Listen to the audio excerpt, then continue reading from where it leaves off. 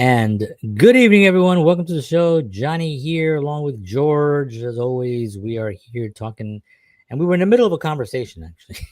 And it was a conversation about the whole thing that's happening right now with AI and YouTube deciding, rightly so, that they're not going to give any compensation to anyone that creates AI videos and post them up to try to get to monetize them. They're not monetizing those anymore. Makes sense. They're not human. Robots should not be making a wage right now, but somebody's behind it, obviously. And Spotify just not doing it. Spotify still having. So we're gonna do a show on this. We're gonna talk about Rick Beato, who's one of our guys that we follow a lot, who is on YouTube, has a big YouTube channel, and he did a whole thing on it. He even created a fake artist on live right there with us while he was doing it, and it was really fascinating to see how he did it. And there is a band right now on Spotify that is a fake band. It's not a real band, no real people. That's actually having like millions of streams. So these kinds of things. Anyway, we were talking about that, and I brought up something that I'll just say real quickly, and then we'll start the show. Well, we started the show. This is the show.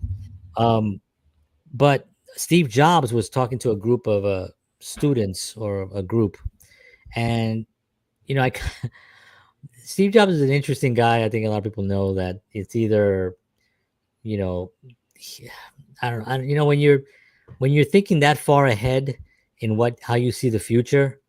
This was a video that he had from it was like 1980 something, and he's talking about streaming. Mm-hmm. He's talking about downloading music, like streaming music, in 1980 something.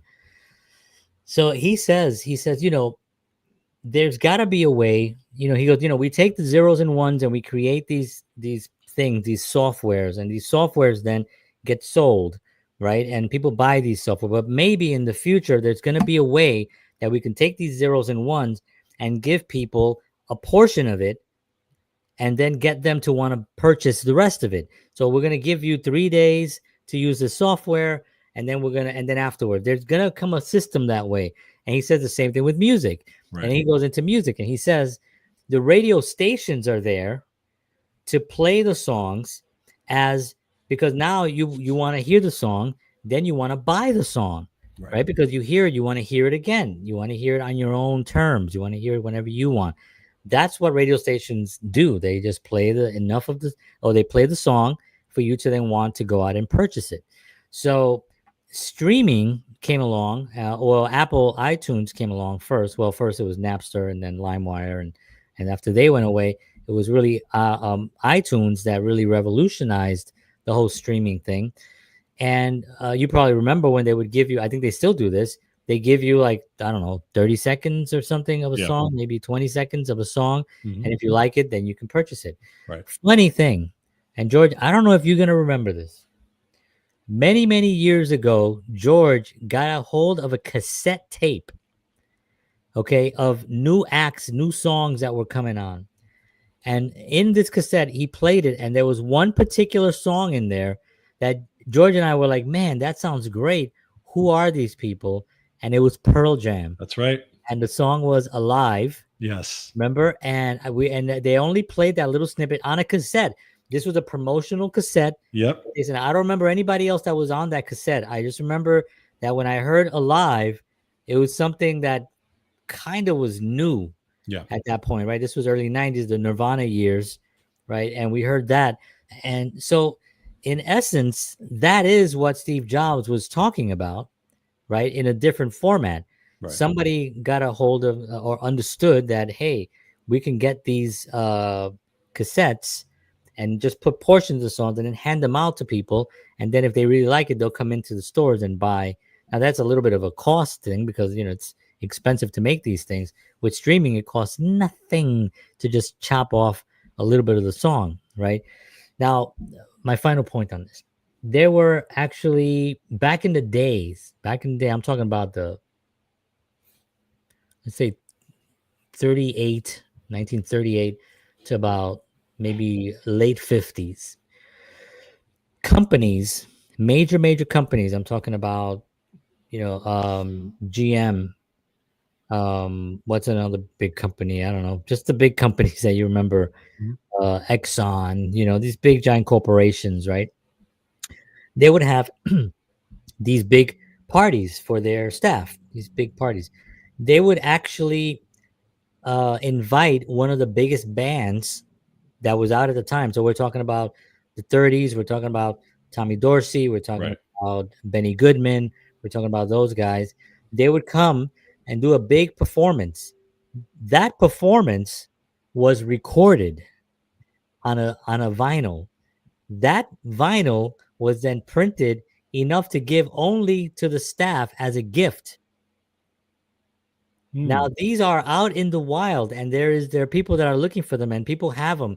Matter of fact, the guy who was a producer of the David Letterman show, one of the producers, has a whole documentary, a short documentary. I think it was on YouTube. I saw it, where actually he talks about these, or maybe it was a major documentary. I mean, it might have been something major on Netflix or something. Um, where he talks about how many of these he's found.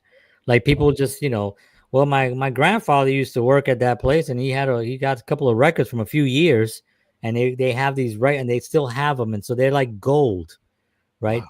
So you think about how easy it was even back then in 1930, 38, 40s, 50s to record a whole, put it onto a thing, and then give it off. I Right. mean, this was a technology that was happening back then, Right. right? So and of course Benny Goodman he got paid for the gig, Yeah. Sure. or the band, Eric, whatever, Derek, Dorsey, they got paid for the gig, but they're not getting paid when those records, because they were handed out for free. Exactly. They were like a gift, for free and stuff.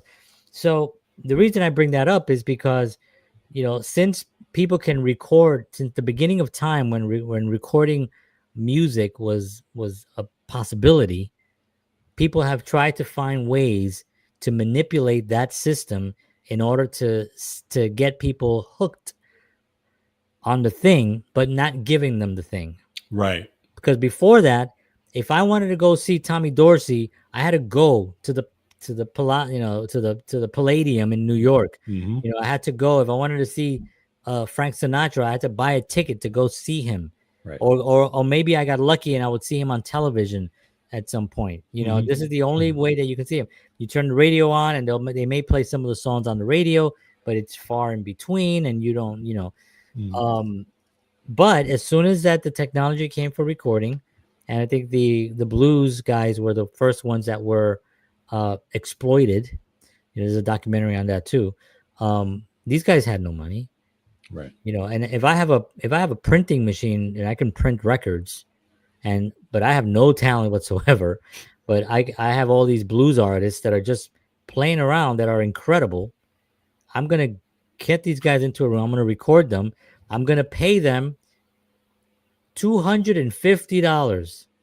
Hmm. You know what's $250 to somebody who's been playing around for like maybe 50 cents, Right. a dollar here or there. You know what I mean? Hmm. If they're Sure. lucky, you Sure. know, it's a lot of money. So they would take it, and then they would just turn over all the rights, and that's when when that started early on. There's documentaries on this too. There were actually, Elvis Presley recorded one of his records, his first record that he gave as a gift to his mother, like "That's All Right, Mama." Hmm. That was recorded in one of these places that you pay them.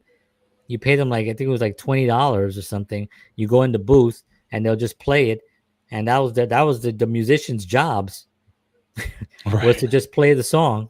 They Right. would just play it, and then you would just record it, and you would get a record, and that was the record that he gave to his mother as a gift. And this was out back then. So imagine how many of these records are still out there, and there's collectors out there that are, obviously obsessive about these things. But my first 45 record was "Baby Come Back" by Player. I talk a lot about that. Yes. I've done a whole show on that because it's just hilarious. But it's still a great song. I have it on That's. my I was gonna say playlist. that song still holds up. You know. It still holds up. And by the way, if anybody's interested, go to YouTube and type in "Baby Come Back" reactions. You're Yes, gonna see people that's true. going like doom, do do do do doom do doom. People are like, damn, this sounds good. And then when the singer starts singing, and then the guitar solos and all that stuff. They're like, yo, this is one of the best songs I ever heard. It's like all, and I haven't heard one bad reaction. They all like just love it. It's a great song. It kind of was, it falls into that whole yacht rock kind of thing, I guess. Yeah, right. It kind of does if you It think kind of about it. fits into that genre. Yeah, I mean, it was a time period. yeah, I mean, genre. I hate to call it genre. I don't even like the word genre. It's like genre. Everything is segregated. Everything has to be in a different place. Have you noticed that? yes. Everything has to be somewhere. It's like humans or we as a group, individually, we can have it. But as a group, it seems like there's somebody that thinks, no, you have to tell them that it's this so they can understand it because they won't understand that if you tell them it's this. Like that whole yacht rock. What? What are you talking about? It's what yacht? I don't think the word yacht was ever mentioned in any of these songs. They're thinking because it's music that's played on a boat, somebody on a boat maybe coined it at some point and somebody decided. I mean, now it's like this genre and it makes no sense. It's like, why do we have to segregate every single thing? Everything gets chopped up even more and more and more. If you're a Latino, you're a Puerto Rican, you're a Mexican, you're a this, you're a that, and it's like, okay, well, can we just be human? Can we be human? Can we be musicians? Can that be a great song? Can we just say that's a great song? And be like, oh yeah, that's a great yacht rock song. Why? Why? ¿Por qué, Tomás? ¿Por qué? Tangano. Well, it shows you the insanity of society, the way everything gets labeled and categorized and neatly put into a And package. And called. so, Yeah, you know, exactly. And it's funny because not to get too into other things, but when that happens, they say it's because we do not want segregation. We want equality. yeah. So because we want equality, we are going to divide ourselves into many, many, many different portions as long as we can go. All right, let's get started with the show, ladies and gentlemen. We have a very interesting topic that we're going to talk about today, and I don't know if you've all heard. This is devastating to me. I have not been able to sleep since I heard that Stephen Colbert's show has been canceled. And George knows. I talk to George almost daily about how much I love Stephen Colbert, how much I love his show. It is one of the best things on television. And I am devastated that CBS or NBC or whatever the network it plays on, I think it's CBS. CBS. CBS is just unbelievable. I mean, I am shocked that they got rid of this incredible. Yes, no one was watching. I get that. But listen, I watched and I saw that man give everything he could to those people that were telling him what to say and do. And I know that he's totally 100% capable of carrying a show as long as he's being told. But, well, listen, the thing about Stephen Colbert is that he was really great. I don't know if you guys remember when he was on the Comedy Central when he was on the Daily Show. The Colbert Report. And yeah, that he was on the Daily Show with Jon Stewart, and then he got his own show, the Colbert Report. Right. And I thought he was really funny there. He was funny. Now he was playing, he was playing a character there. Right. He's playing a conservative character there. And I tell you, he should have brought that character with him. Unfortunately, him playing himself just didn't go over well. So, but anyway, his last, I think he's next year, I think May or something. I think the show is going to be, and they're not just replacing him. They're doing away with late night. They're doing away with the whole concept of late night. And they're saying that it's a financial decision. Now. But go ahead. What were you going to say? Well, I'm just going to say, I'm sure finances did have something to do with it. It did. And I could actually. Okay. But, I mean, the fact of the matter is that he's getting what? A 1 share, maybe a 2 share in that demographic It's at gone night. down every year in the last 5 years. Yeah. Okay. They lost what? It was something where along $40 million each year. Yeah. He was getting paid $20 million a year. Now you've got to pay staff. You've got to pay all these things that put that thing together. Okay. Yeah. And and then you've got to remember the change in media landscape, right? Who's watching these shows? Who's watching these shows? The folks in our age range and up, who grew up with Johnny Carson, David Letterman, Jay Leno, and all these people. The tiny fraction of the percentage of people now who still have cable That's are right. actually who maybe were watching these shows. Now that what people under 30 maybe now don't even look at these shows. My daughter knows who Johnny Carson is because she's seen clips. I don't think she knows who David Letterman. Maybe she's seen a clip of it, but she's never, ever, ever watched a late night show, except for she's watched Saturday Night Live. That she has watched, but she's never watched a late night show ever. None of her friends have ever watched it. They couldn't even tell you who this guy is. Okay, so there's a lot to it, and of course the political landscape has changed as well. And I think they're seeing that, and they're not willing to take the risk. Well, all that is 100% true. And I think also the fact that you have to understand the history of the late show. I'm a big late night fan.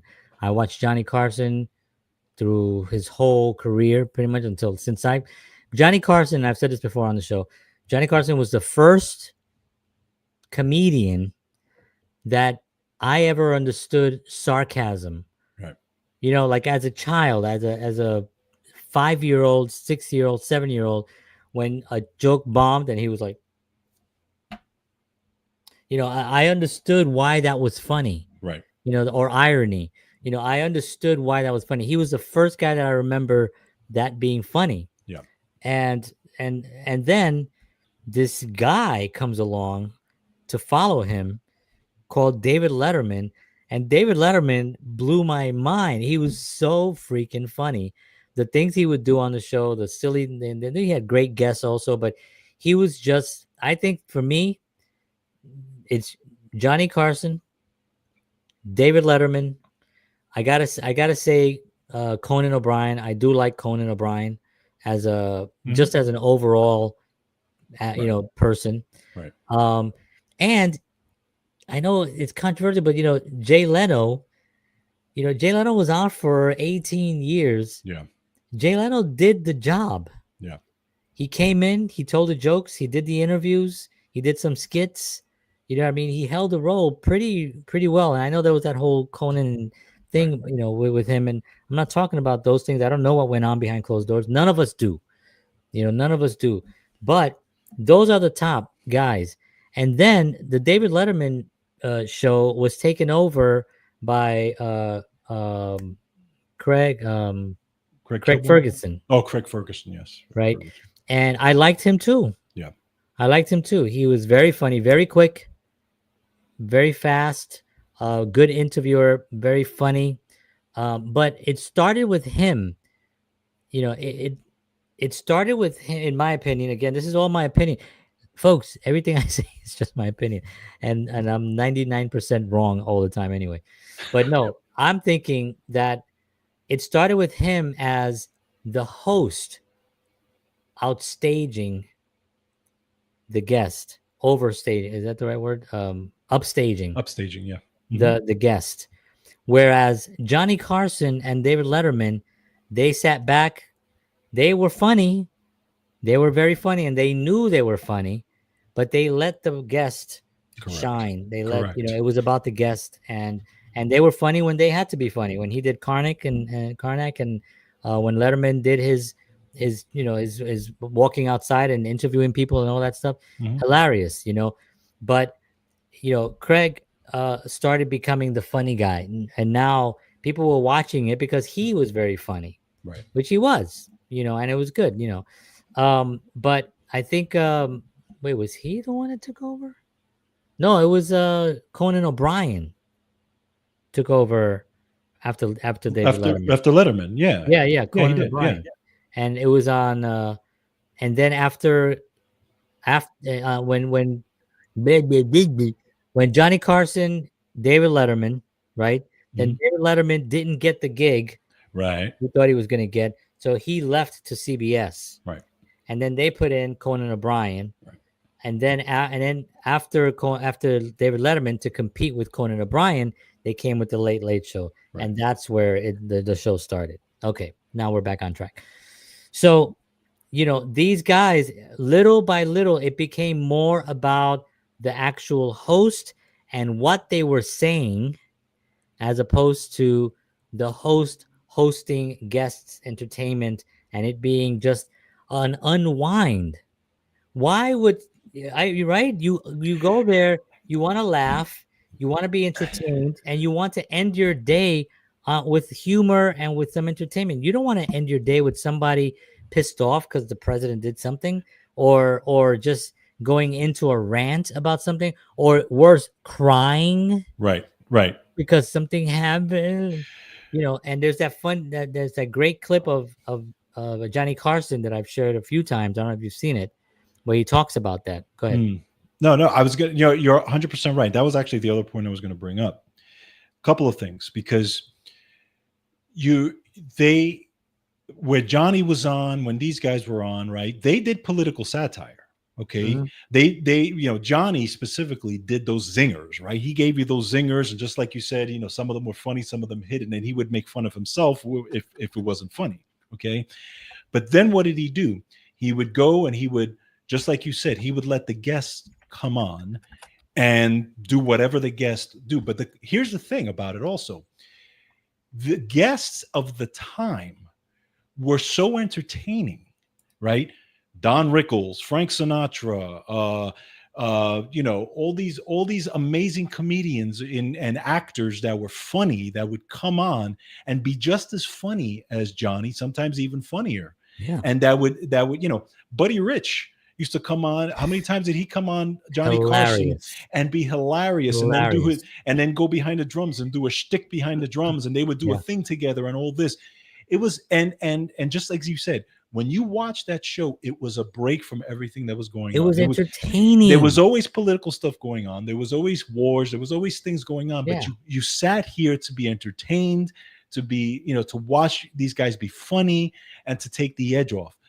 What changed, and just as like you said, it became so political now, where To one side. the whole driving force of the thing was to be completely political, was to now make to be anti the president of the time.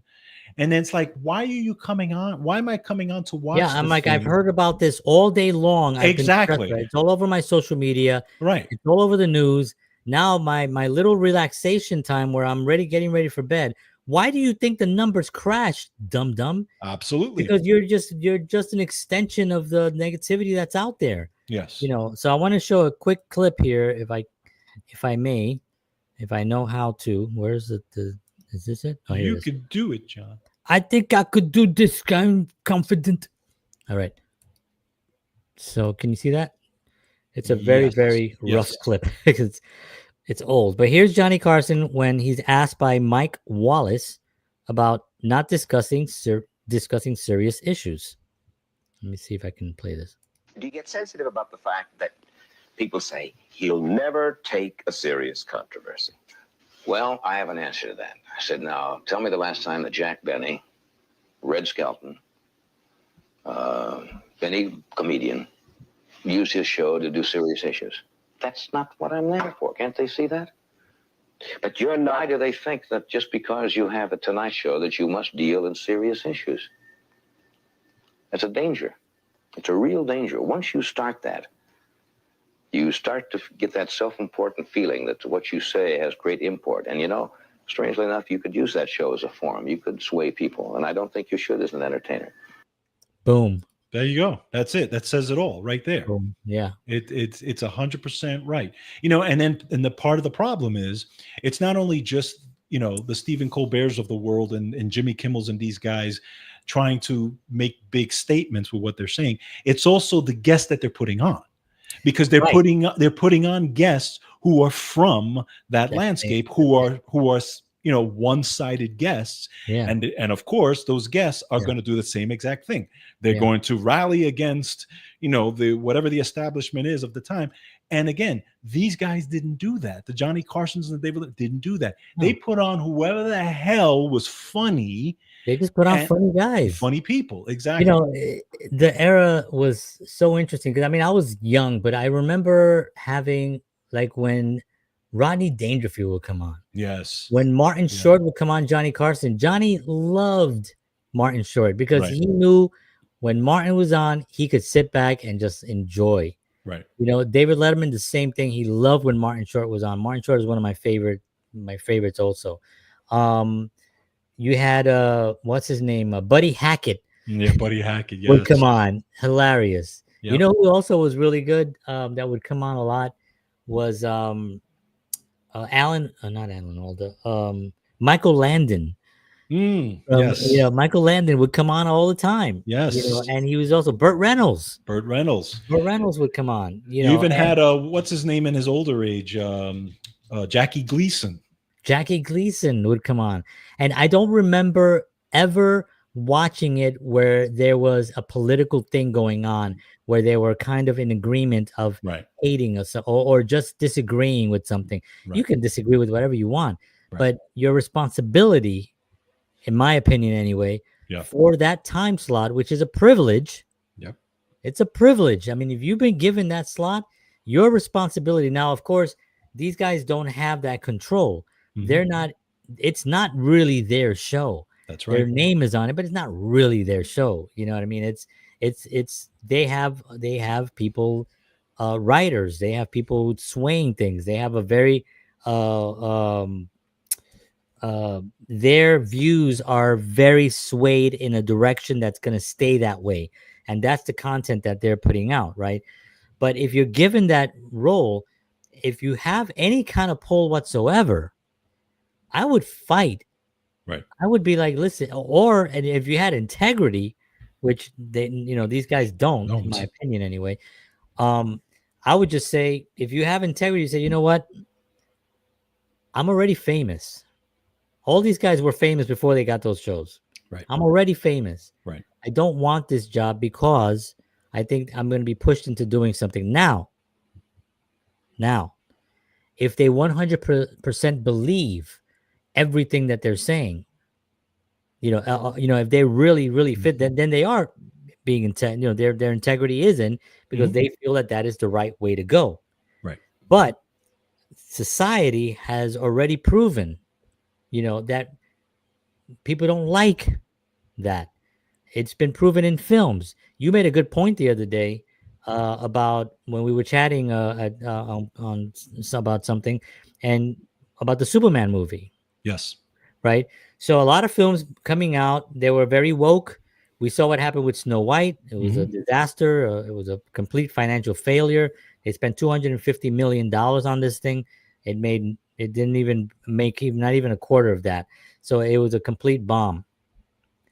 A couple of other ones that we can go through. I've done shows on it. If you want to look at our channel, I've done shows on all these things. The idea that these films were shot years ago, like you mentioned, these things are still coming out. The Superman film had a couple of things in it. It's not really, I don't know. I don't even know how the film is doing. I haven't gotten the numbers yet. I don't know if it's number one. I think it did pretty well. Opening week, I think. Right. I think the play was people were really looking for. I don't know how word of mouth and then reviews and then the second week. We'll see, because I think it came out last Friday, right? This past Friday. Yes. Or was it the previous one? I think it was last Friday. It might have been the previous one, the 12th, I think, if I remember correctly. Yeah, if I remember correctly. So, it's a real tragedy because a lot of these films have already been shot, and the studio has so much money invested in them. They got to put them out. Of course, they got to put them out. But what history has shown, and maybe not with the Superman film, because maybe it was really well done. I did have a friend of mine who's a very, very anti-woke guy who said he loved it. And I was surprised, and I thought, really? I was like, oh, okay, I heard from you. Not that it was tremendously woke. It's not. They had these little kind of things that you can feel are going in some direction. I get it. And that's probably the way you should do it. You know what I mean? If you have a statement and you want to make a statement, why be so blatant about it? And why also destroy the text? You know, why destroy the material to go completely so woke that people are just like, I don't want to watch this, and then it tanks. You know, go broke. What is it? Go woke, go Woke and broke. go broke. Go broke. That is a fact. That is a true. It's already been proven. So I expect things to change when it comes to that. And I think this is the Stephen Colbert situation. I think it's step one. They can say it's financial, and believe me, it is financial too. Yeah, yeah, sure. That show, you know, this is my last statement. Hold on. Legacy media, right? The way that though, and for those of you who don't know, um, there's what they call prestige media, right? Mhm. Which is like HBO, Netflix, Amazon Prime, Discovery Plus, and all those Paramount Plus. And that's what those are. Legacy media is what we all grew up with. Right. It was ABC, CBS, NBC, Fox, where you have to sit there and watch whatever programming is coming on. Yep. And you can't fast forward, you can't stop, you can't rewind, you can't watch it again. It is what it is, what it is. So that type of media was very popular. That's what we all grew up with. And when a show was very popular, all the sponsors would want to put their money on the sponsor show. So if you had a Thursday night, remember Thursday night back in the days, it was like Cheers and Years Seinfeld and Friends, and yeah, Friends, all these shows. Well, their sponsors. How much you think it was to put your ad during those shows? It was a lot of money. that's right. So the shows can continue. They can pay the actors. They can pay the productions. They can pay everybody extremely well because the shows were drawing that much. Right. Now, if the show is not drawing, how can you pay Rachel Maddow $24 million a year when the thing makes when you have like less than 1 million people watching it? Right. You know, same thing with Colbert. He's getting 20. That's a lot of money. So it tells me a couple of things. It tells me, one, that sponsors, advertisers understand nobody's watching. Yep. They're pulling their money. They get it. You know, it also tells me that there's a bigger agenda to go for years and years and years paying someone a lot of money for no return. There's some other type of an agenda. People say, "Oh, conspiracy." I don't care. Say whatever you want. We've been pretty much right for the last 5 years anyway. So I'll take all the criticisms. But think about that for a second. Why would you do that? If you paid this year, you paid $20 million to someone and you lost 30, and the next year you pay 20 million to someone and you lost 40, and you pay 20 million and you lost 50, and now sponsors are not going, and not and why would you continue to do that? There has to be some other source of a reason. I think it's because it is a platform where a message could get out that's very tailored to one side. And because it still has millions of viewers, whether it's 1.3, I think, per night, I think was the Colbert, I think. And which I was surprised that none of these shows go over 2 million. Right. Over 2. I mean, there's 350 million people in America and on these legacy things. So what I expect is going to happen is Stephen Colbert is going to be fine. Nobody cry over Stephen Colbert. He'll be totally fine. He's got money in the bank. He's got a name. He's got his own thing. He may come out later on and come out like what's the Chris Cuomo? Mm-hmm. Like I did. Listen, I never said that clip. Okay, but when I said it, right, I thought in my mind maybe he'll come out and do something like that. But I think that what's going to happen is that the prestige media is going to go into the late night business. You're going to see a late night on Netflix. You're going to see late night on Amazon Prime. You're going to see late night on Paramount. Maybe not Paramount, because Paramount was just bought by Skydance and they're restructuring right now. So I don't know what's happening with Paramount. But all these major streaming platforms are probably at some point going to adopt, not adapt. They're going to adopt a Stephen Colbert, and maybe I think Jimmy Kimmel might be next on the chopping block. Jimmy Fallon, I think, is more secure. I think his show is an institution that's been around for 70 years. I think Right. that keeps it solid. I still think that they've made a lot of the same mistakes, but I think that that's a different kind of a beast, But all the others, I think they're going away. Seth Meyers, I don't dislike Seth Meyers. I think he's actually a good writer. I think he's a good writer. But same agenda, Yeah. same type of thing, same type of views, and it just doesn't work anymore. And people can see it. That's where an advertiser see. You have to go with the money. Right. When the advertisers see it, goodbye. No, agree. And I think you're right. I think you're going to see them drop off little by little. There's going to be restructuring. There's going to be changes going on. That's just the way things are headed. Okay, especially and this goes back to what we've talked about before. And one point that you made, which is very interesting, where you say these guys who are doing this, they're getting paid $20 million. They're controlled. They're corporately controlled. Do they believe what they're even saying? Right. If I go and I mean, that's a question, right? I don't know for sure what they do, what they may, and maybe they do, But here's the thing. They do. I mean, maybe they do, or maybe if I'm George Batista and they come to me, George Batista, and they say, George, we're going to pay you $20 million. And maybe I'm on the line. Maybe I'm in the middle. We're going to pay you $20 million on that, or a year, to do this show where millions of people are going to watch, but you have to only talk about this. Okay. My financial security now is there with future generations now, because of this family and my family, everything's secure now. All I got to do is say these things that they tell me to say and act this way they want me to act. And I get paid $20 million for however many years of my contract. Do I do it? I've asked that question of other people, even with pharmaceutical stuff. My wife and I talked about it once. My wife and I, we were talking about pharmaceutical ads, and she said, I said, think about it. What if they went to you tomorrow and they said, we'll pay you $10 million. All you got to do is make some pharmaceutical ad for a statin drug, and we'll pay you $10 million. Would you do it? And she had to think about it. People think about the bottom line, the financial future. And now here's the thing though, when I have type 2 diabetes, but exactly. I'm sure that girl was being paid a nice sum of money to do that, whether she believes what she's actually saying or even takes the medication or not, she's getting paid a good amount of money to do that. So the question is now, and I go back to the corporately controlled, right? This is where the whole new media landscape of independent podcasts and shows now have come out that said, wait a minute, I don't have to be corporate controlled anymore.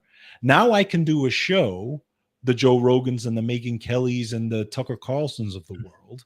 I don't have to be controlled. I can say whatever the hell I want to say, and I can still make millions of dollars doing it. And get way more viewers. And it's my show, and I control it. Okay. Right. I don't have to do that anymore. Right. Well, that's what's happening now. And that's what's happening. That's what's exploding. And it goes back to the advertisers are seeing those two things, right?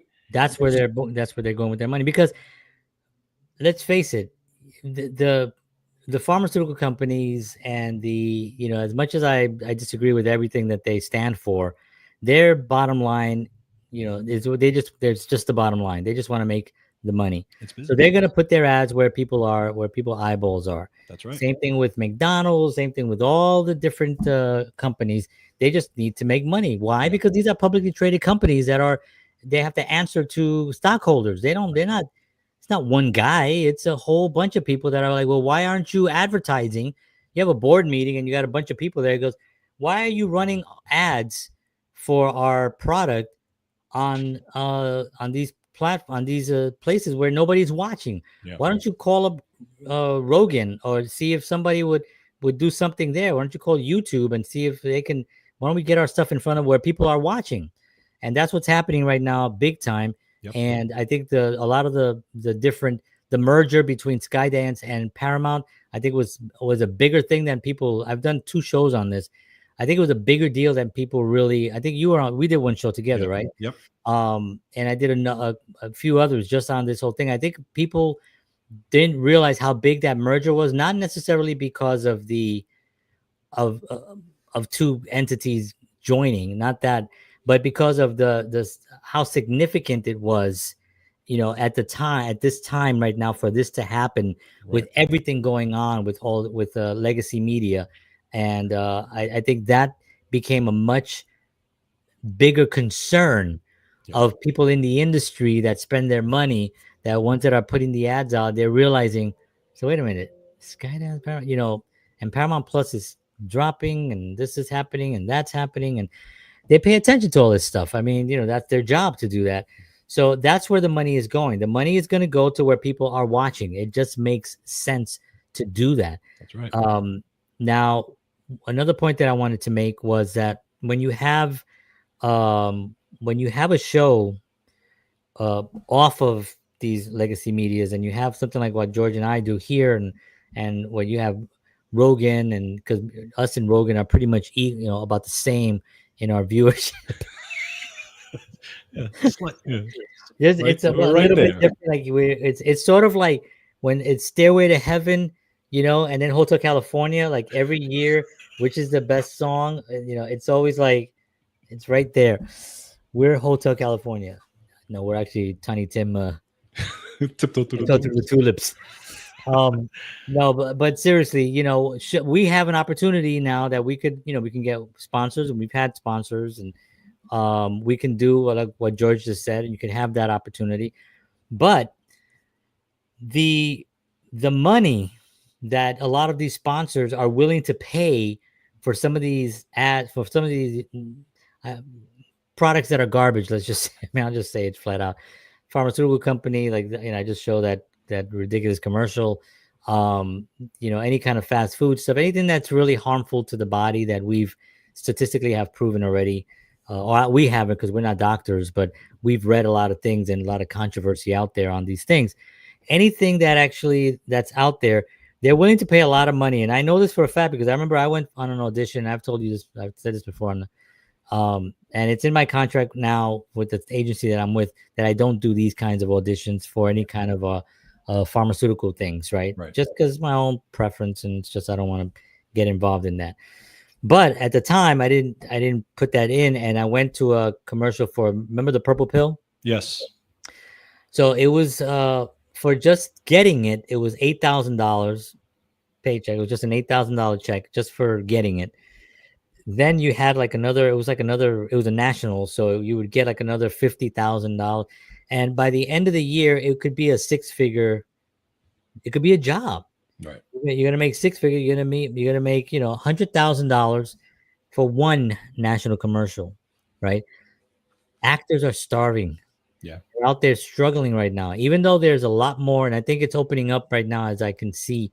There's a lot more opportunities for actors to act, because there's more networks, there's more productions, there's more places where they can do the work. But the money has come down because it's spread out a little bit differently now. Right. It used to be just TV network, big movies. Yep. TV network, big movies. That was it. And then cable came in, and now Netflix original series. Now we have Apple original series, iTunes. I mean, some of the numbers, and I want to talk a little bit about this before we wrap up, but some of the numbers, the Emmy nomination numbers have shifted. Everything now is on Prestige. Everything now is on those.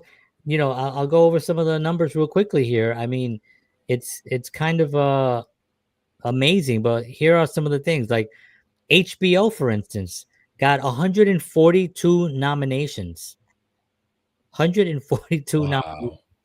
Wow. Okay. Let me see, where is the thing here. That was an Apple TV got 121. No, I'm sorry, that's not Apple. That was Netflix. Okay. So HBO, 142 Emmy nominations. Netflix, 121 nominations. Apple TV, 81 nominations. Wow. And the others combined are other smaller, like Prime and Paramount and all those. So think about that. In the old days, Emmys is television. So now here's the thing that I was thinking about this as I was staring at a wall in my house. Emmys were television, Oscars were Movies. movies. How does a film that's on Netflix gets nominated for an Oscar? It has. It's been nominated. The Irishman was nominated for had a few awards. But it's a film. Doesn't matter. We didn't have films on television. We had made for TV movies. True. I mean, who can remember the Brady Bunch goes to China? I think I don't know why I don't remember that one. I think it was something like that. The Love Boat. Remember the Love Boat movies? Right. Love Boat movies. Right. All these films that were out there, they were made for TV. Right. But you never would ever. Matter of fact, they were looked down upon. It's a made for TV movie. Remember back in the day, it was like made for TV movie. Oh, you're in a made for TV movie. Oh, okay. Well, no, I'm in one of the 2,000 theaters across the country, and that became a thing. And then television was even lower. Right. Like television, and I think it's changed with Showtime and HBO. HBO had help me with the name, Sopranos. Sopranos, yeah. And that changed the landscape of everything. Now it's like, whoa, this is good. It's on television, but it's good. Curb Your Enthusiasm, good. Good funny shows on television. So then they started getting the Emmys. Makes sense. It's on television. I consider those things television, But now if you have a film, so now I feel, this is my suspicion, that they found a loophole. You're wrong, John. They found a loophole. They create a film. They have 1 week in the theater. It's a film. Then it goes right to Netflix, or it goes right to one of the streaming platforms, and then it qualifies as a film that was in a theatrical release. Because remember, in order for you to be nominated for an Academy Award, one of these, you have to actually be able to pretend I'm a giant. Pretend I'm Andre holding it out. In order for you to be nominated for an Academy Award, you have to have a theatrical release of a film. So that's one of the loopholes, and I find that a little bit suspect. I think they're gonna change that criteria. I don't think so. Why wouldn't they? First of all, the Emmys and the Oscars used to be completely different entities. There were these. I mean, it's still prestigious to win, to get nominated and to win an Emmy. It's going to get you good stuff. You know what I mean? It's like you don't want that. Same thing with the Oscars, but there's now so many categories, and how many films you think used to get nominated for an Academy Award 20 years ago? 5. Correct. How many today? Like 12. Yeah, it's 10. Okay. So they've doubled it. Yes, I know. They've doubled it. So what does that? Why? Because it now it's. I don't know. I feel like if you're really gonna say this is the most prestigious award, then I feel you should keep it that way. 5 films, 5 actors, 5 actresses, 5 directors, 5 cinematographers, 5. And that's it. It should just be 5. It should be 5. But I think now also, it's like 12. And I think part of the reason why, and it's just my opinion, of course, I think part of the reason why they're doing the 12 thing, there's probably a little bit of the DEI stuff in that too, because if you pick 5 films, but all the films don't represent a certain thing, well, let's expand it now. That's an interesting viewpoint. I think that's part of it. Right, I mean, but think about it. There's criteria right now for the Oscars that there's certain ethnic group has to be represented, right? Right. There's criteria out there now. So why wouldn't you expand it to 12 this way? Yeah, it's like written into their code. Exactly. It's not like. So why wouldn't you expand it to 12 or 13 or 10 or 15 or whatever it is to make sure that you get every single category in there? This way, nobody complains, and everybody's represented, And that's just my one little take No, on it. I think that's a really, really good point. I think it's whenever, well, listen, whenever I bring up stuff like this, But it's a fact. It's a it's fact true. of society. It's not It's something true. where it's something that is out there. You know what I'm saying? And now you can say whether you agree with it or disagree with it, but the point is that it is a fact of life that is out there right now. It is. It is. Yeah. And, you can have these, you can talk about the DEI, you can talk about whatever. It's obviously,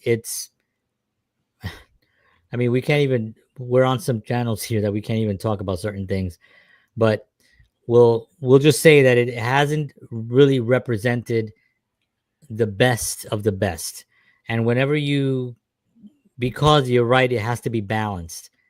Now, whenever I bring up anything, I always, especially on my show that's strictly on one other platform where I can say whatever I want, there's always somebody that messages me, and they always tell me, sit on this, John. you know what I mean? Like every single time, you know what I mean? And it's like, and it's almost every time I go into a subject and I talk about DEI, and I'm not talking about it like in any kind of hateful way. I'm talking about statistics. I'm talking about what we're looking at. Where's the money? Does it make more money? It really, in actuality, it doesn't. Now, some people can argue that it does financially make more money. Like if I'm making a film with 5 characters and I have 5 white guys in this film, like Ocean's 11, right? Ocean's 11, when it came out, I think it had Sammy was the original one, Right. was the only black guy, right? Yep. But he's Sammy. Of course. He's Sammy. The entertainer. He's the most talented guy in the room. You're right. He's the greatest entertainer of all time. So of course it's Sammy Davis. So when moving forward, can you get away with that? With having, 10 and 1, whatever the 7, whatever the ratio was. Can you get away with that today, without having a major heart attacks, because people just freak out, because it's like, how can you can't do that today. You need to have, so when you do have that, you say, okay, I got the Asian guy, I got the Latino, I got the black guy, I got the Indian guy, I got the I don't know what else is the thing, a gay guy maybe, I got a girl, a girl like 12 angry men, but we have to have a girl now. Right. 11 angry men and 1 real upset chick. And you have to represent everything. Well, this representation, believe it or not, statistically, more people are going to go watch that film. It may be a terrible film. It may do well the first week.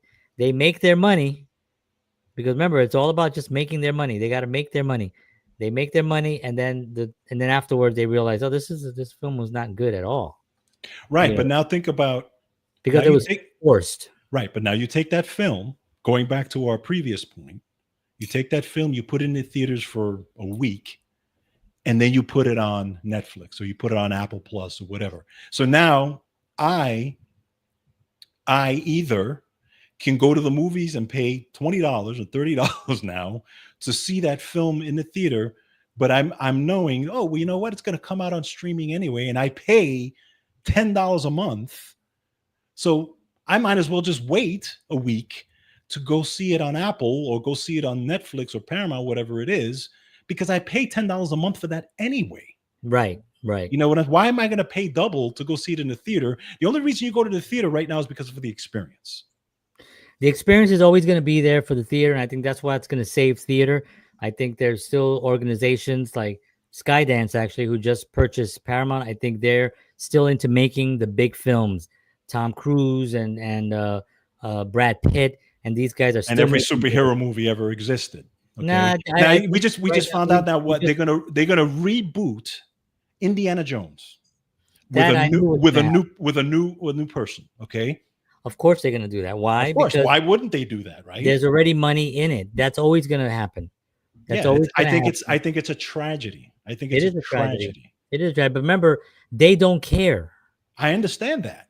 They only care about making the money. No, They don't care. I get that. And What that's why what I don't care about it either. That's why I don't put my money into that. Yeah, I would never go see an Indiana Jones was perfected. It was sort of like when they were talking about doing a Back to the Future again. Yeah. What? What are you gonna do? Remake ET? Yeah, I know, right? It's like remake Schindler's List. You know, like I mean, why a Shanchuck Redemption or one of these like classic films? You know, Yeah. but you know what? They probably would.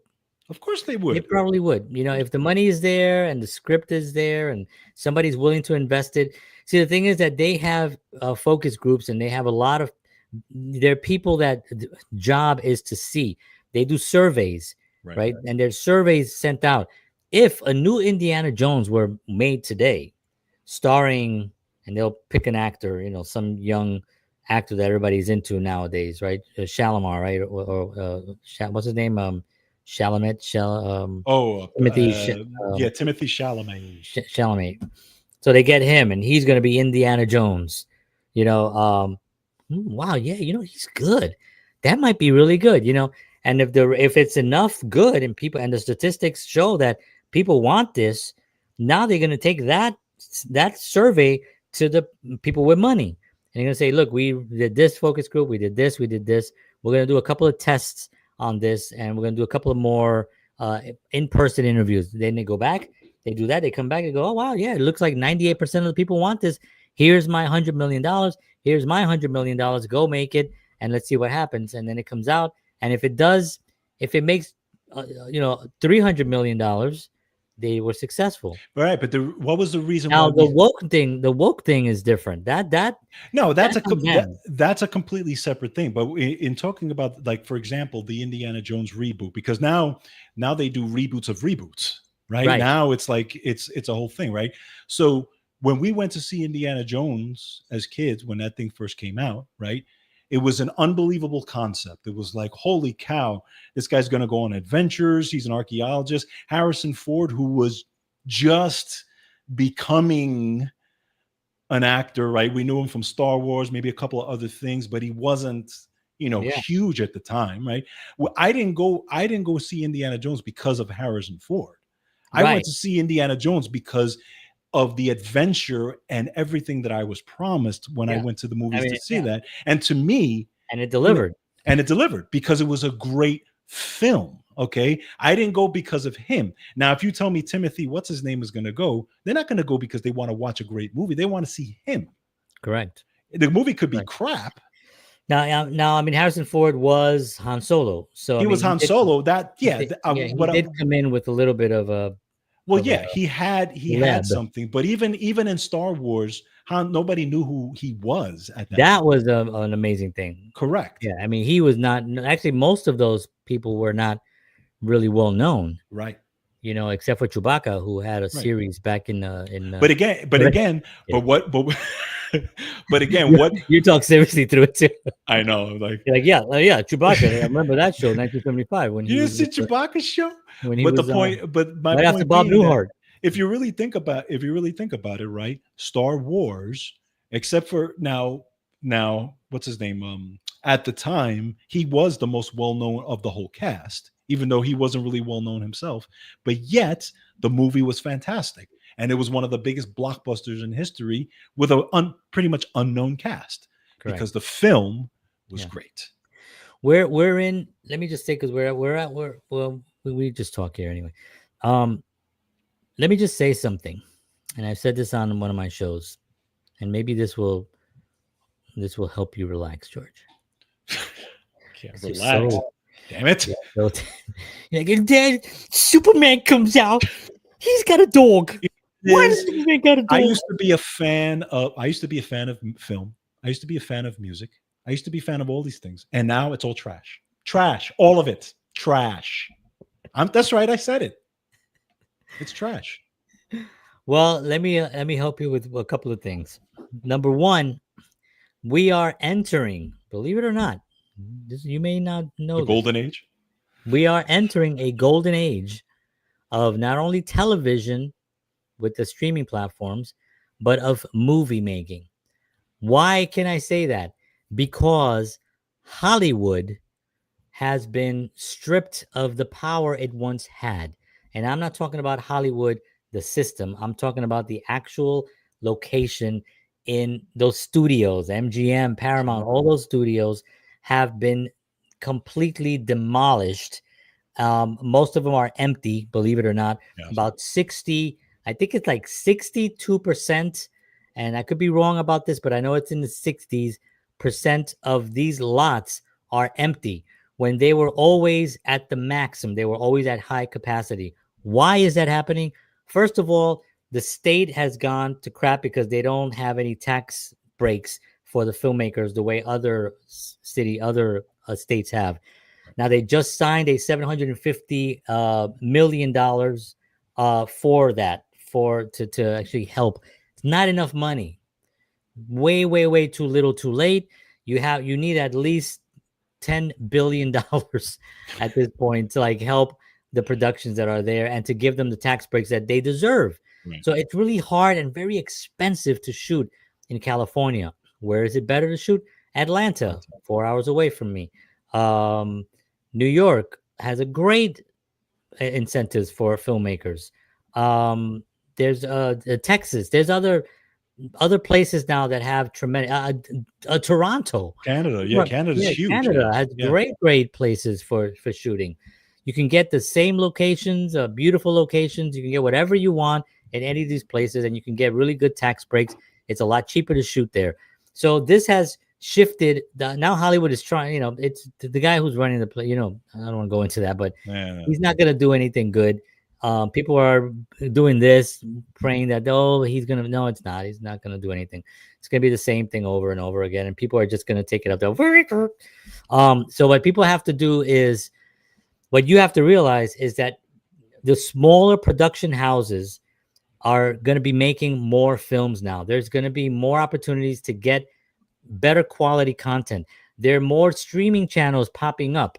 We know about the Netflixes and we know about all these big ones, but there are other smaller ones that have millions of people on it that have are starting to create original content stuff. These production houses are also affiliated, a lot of them, with the bigger ones. So not only do they have the backing of the big ones, but they actually have the independence that they can operate independently, but also have the backing of some of the bigger studios, right? If you noticed the Oscars from last year, a lot of the films were independent films. They were smaller films, like what was that about the prostitute girl? I forgot her name. Honora. Oh yeah. I don't remember the name, but I know which one you're talking about. It was Honora or something like that. Yeah. It was very, very, very low budget film, independent film. The subject matter was dark, and I think that's going to kind of shift also. I think they think that an independent film has to be dark. That was like this weird thing that kind of got into places, and everyone has to die at the end for it to be like, wow, that was awesome. Everyone slit their throat at the end, and the Oscar goes to, it's ridiculous. So I think that's going to change. There are studios now like Angel Studios that have been putting out great content, religious content, but really high quality. If you've seen the Chosen, that series. I don't know if you've seen that series. Incredible series. I mean, done so well. It was just really, really fantastic. There's the other Nateland Entertainment, also another entity creating content. Nate Bargatze has a new film that he just wrapped on. It's called the Breadwinner or the Bread Maker. No, the Breadwinner, and it comes out I think next year. And it's a family-friendly film where everybody can watch. It's very funny, from what I've heard. The people that are in it are really cool. Very excited for what he's got a lot. He's got like 5 or 6 productions going right now. He's got also other things that he's wrapping up that he wants to wrap up on, that he's wrapping up on, and other things that are coming up. So there are these opportunities for this content because, believe it or not, people are starving to watch something that they can take their kids to and really be entertained. not have kids be confused at the end of it. Why was that guy wearing a dress? Or why was that girl have a mustache? Whatever the weird thing is that they confuse kids with these films that they call them PG-13, and they're really not. They're really not. They're films that are inappropriate. They're subject matters that I think your kids should find out about somewhere else. And I think with productions like Angel, Nateland Entertainment, and others that are popping up, there's going to be more content where people are going to be able to make that choice. And this is the thing: people didn't have a choice. What was out there was what was out there. This film comes out, it's all over the place. Everybody, I guess I got to go watch this film, and I'm going to go watch it, and it tanks or it's bad, and it's like that made me uncomfortable. I didn't even like that. You know what I mean? It's like, and I think what's happening now is that now people are going to have a choice. And not only a choice with Netflix, they're going to have other streaming platforms. There's going to be a battle of the streaming platform. I'm telling you, the technology is getting way better for smaller places to do streaming now. So, you don't need the crazy power that you used to have. Technology is better. Yeah, but okay, and I completely agree with everything you're saying. The only thing I would say is when you go back to the old days where you say we didn't have a choice, right? We would have to go, the movie went, it was either good or bad, and you paid the money for it and whatever, okay? But the point is that even looking at music, at that time, it forced the studios and it forced the musicians to make the best possible content they could. Okay, you know what I'm saying? Because that's what's going to happen. Because at the time, just like music, when I talk about the music of the 70s, for example, where anybody who listened to us was alive in the 70s, there was so many amazing musicians. There were so many amazing bands. Why? Because there was so much competition that you had to be good in order to be out there. Okay. And the same thing and the same thing with film. You had to make good films. You had to put thought, you had to put, great acting, you had to do good writing, all that type of stuff. You didn't just make Superman 16 because you felt like throwing it out there because that's going to fill the seats. No, you actually had to put some thought into it. And that's why I'm saying that, to me, and again, I hope that it goes back to that. Now you're seeing, again, you're 100% correct. In these streaming platforms, you're seeing that a lot now. You're seeing thought put into this. You're seeing good films. You're seeing good series, which goes back to the whole point of, I could see why they're nominating some of these films and nominating these things, because that's where the content is. Because it's good. Because it's studio. It's good. It's good content, and you're seeing it on there. But when I say when we say film, we automatically think theater, right? Because that's how we grew up. We grew up theater, and then it was a 50-50 shot. It was either a good film or it was a bad film. But there was the excitement of going to see it and saying, oh my God, I went to see Star Trek, and some of the Star Trek films weren't good, but I was so excited to go see it. You know what I mean? So, my thing is, again, that the creative process, to me, I want it to be good. I want to see thought. When I see Superman and remakes of Indiana Jones and remakes of the Partridge Family, whatever the hell they're going to remake now tomorrow, I don't see thought in it. I see, just like you said, we're going to do a survey. We're going to put millions of dollars because we want asses in the seats, and we're just going to want to make money, and we're going to insult your intelligence because you're going to go see it because we don't give a crap. But the thing is that I think with the choices that people are going to make, they're going to eventually be able to spot, something like Indiana Jones remade again. We already know that our generation, your and my generations, are not going to go watch it. Right. We already know that because we've already grown up with it. The younger generation probably doesn't even remember it, or at least they just like, this is a new thing. Yeah. So they're going to go watch it. So they're going to make some money off of that. That's not really where the thing is.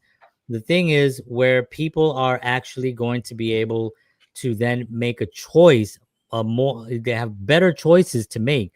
They can go watch a film in the same theater by a company like Angel, by Angel Films, or by Nateland, or by these other film companies, they're going to be able to do that and have a better choice for not only for themselves but for their families.